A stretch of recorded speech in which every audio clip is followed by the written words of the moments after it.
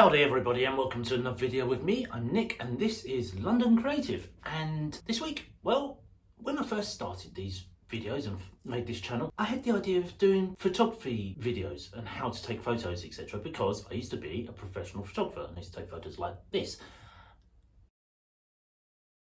But the videos were long-winded and really detailed, and so they never really got very many views. So I'm going to try this again, but this time probably more the TikTok version, 1 minute snippets of each bit and then break it down into smaller bits, but still keep it somewhat snappier.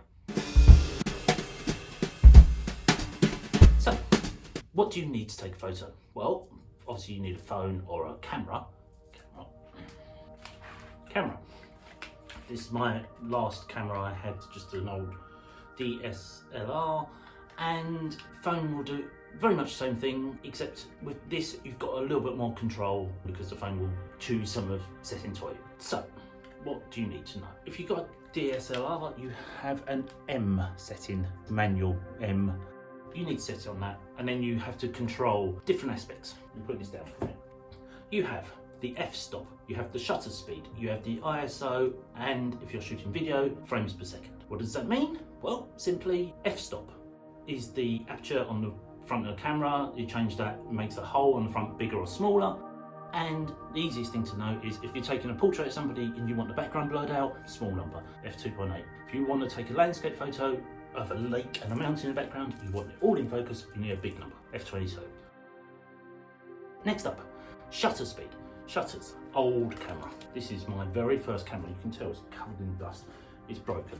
It fell down the mountainside when I was climbing. Actually, I was on a mountain bike and I crashed. This is the inside of a camera. There is a mirror. Many cameras now don't have a mirror in there, so they're mirrorless. When you take a photo, press the button, the mirror lifts up and these blades open, and it's that's exposing the photo or your cell, and that's what's taking the photo. It's how quickly that's open and closed.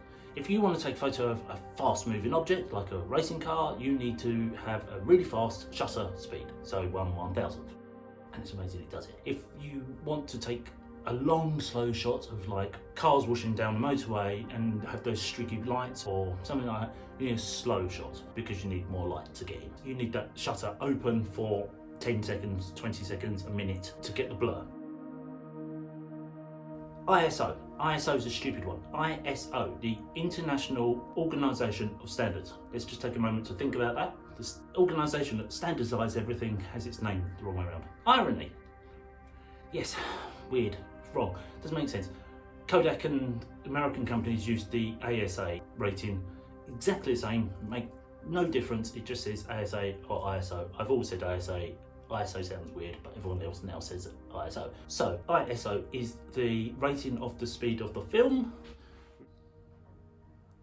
400 ISO is a mid-range film and means it's sensitive to light to a set rating, 400. If you want really bright conditions like a desert or something, you can get away with 64 ISO or ISA. If it's a theatre and there's only studio lights, you need to shoot really high rated ISO. 3200 was what I used to use when I shot photos like this. Most cameras these days, most digital cameras will set to about 160 to 200. If the light is low, certainly on a phone, will automatically ramp up the ISO to compensate.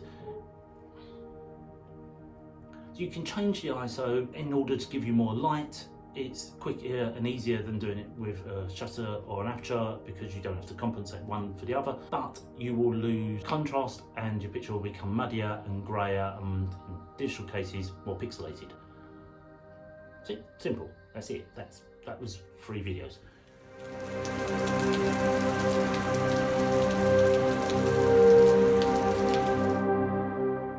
In addition, you need FPS or frames per second if you're shooting video, and that is as a rule 24 frames a second. If your phone sets to 30, try to change it if you can, it makes it easier. Certainly if you're shooting with interior lights like fluorescent lights, etc., they flicker at a speed, and 30 frames a second will pick that up and you get that flickering effect. If you want to shoot slow B-roll stuff and something, you speed up how many photos you're taking, so 60 frames a second. And if you want really slow shots, you want 120 frames a second, because you want lots more frames per second going through the camera, so you can take lots of very slow shots, very smooth. If you want time lapse or something, then you're shooting at 1 frame a second. You literally take a frame, picture, picture, picture, picture. Old films and old footage of people walking around the streets and whatever in old black and whites were hand cranked, and so it was the speed of the person's winding. And as a general rule, they tend to shoot at about 17 frames a second, so when it played through on modern cameras, it looked like they were walking really fast. Now, thankfully, people have worked this out and they just slow the film down. Now, if you can't do that in normal, then you need to up the ISO rating. The modern cameras and modern iPhones, anything up to 164,000 ISO, it'll ramp it right the way up. You do your facial recognition on your phone, put your phone to your face in pitch black in the middle of the night, it unlocks, because the camera just instantly pushes the ISO right up so it can read in absolute pitch black. There we go.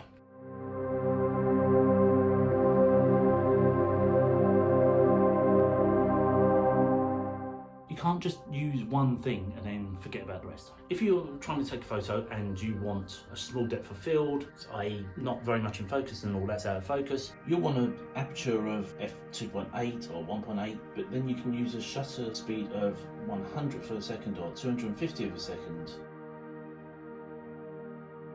If you want to take a really detailed picture of Yosemite and El Capitan and have the lake in the foreground in focus as well, you'll need f32, but then you'll need a slow shutter because you've got a tiny little hole giving you as much detail as you can, and the shutter needs to be open for longer, so you need a minute or 10 seconds or something like that, in which case anything moves, it'll blur, it'll just look like a smudge. If you up the ISO because it's not quite bright enough, then you push the ISO up, it'll be brighter, but if it goes too high, it'll go muddy or grey or pixelated. Make sense?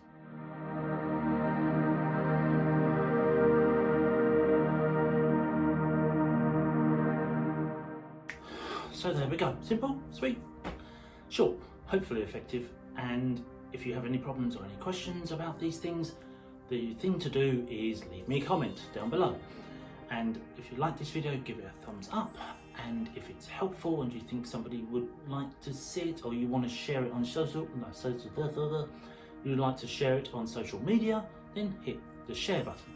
Shares and saves really help these days with the new algorithms and things, because it looks like people really care about your videos, so these really help.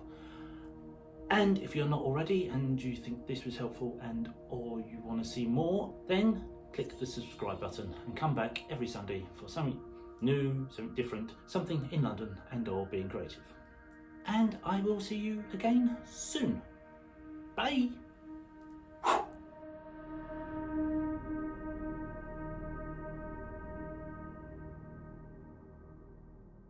iOS, otherwise Apple's operating system, but dead on a minute.